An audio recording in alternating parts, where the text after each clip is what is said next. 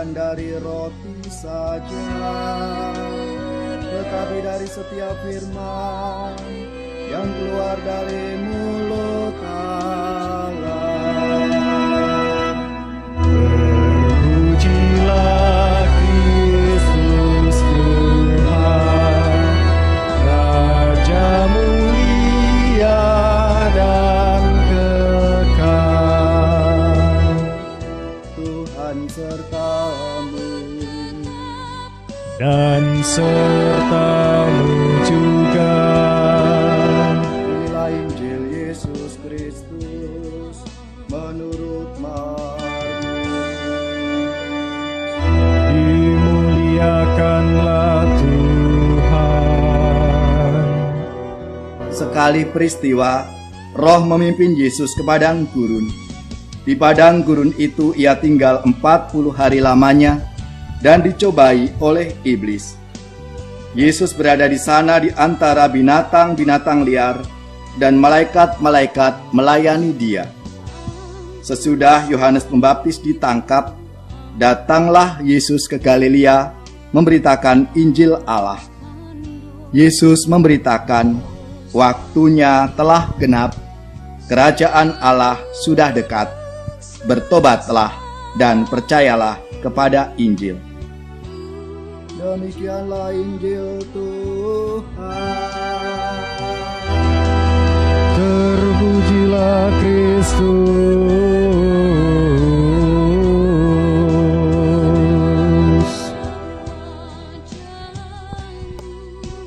Kita renungkan sabda Tuhan dalam hati kita sejenak.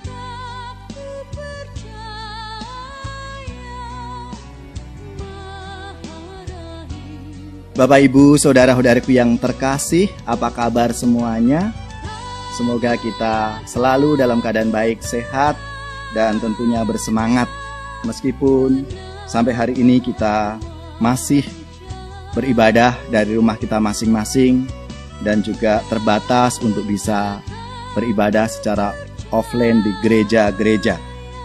Saudara-saudariku yang terkasih, hari ini kita memasuki hari Minggu Pekan Prapaskah yang pertama. Dalam bacaan-bacaan Prapaskah pertama ini, Allah menyayangi manusia.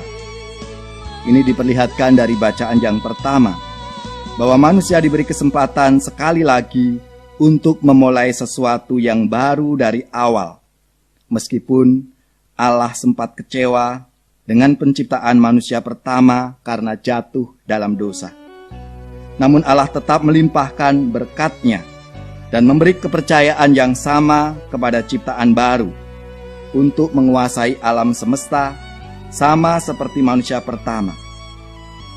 Pembaruan penciptaan ini merupakan bukti kasih sayang Allah yang senantiasa melimpah kepada kita umat manusia.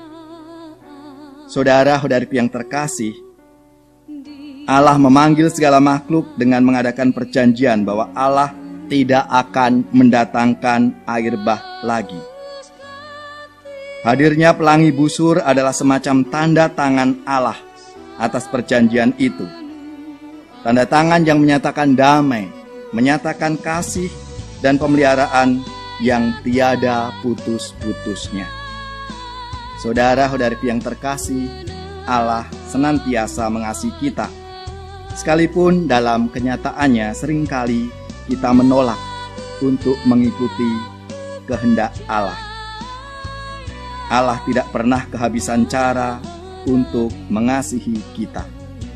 Maka di dalam bacaan Injil hari ini ditampilkan Yesus sebagai pribadi yang hidupnya dipimpin oleh Roh Allah itu.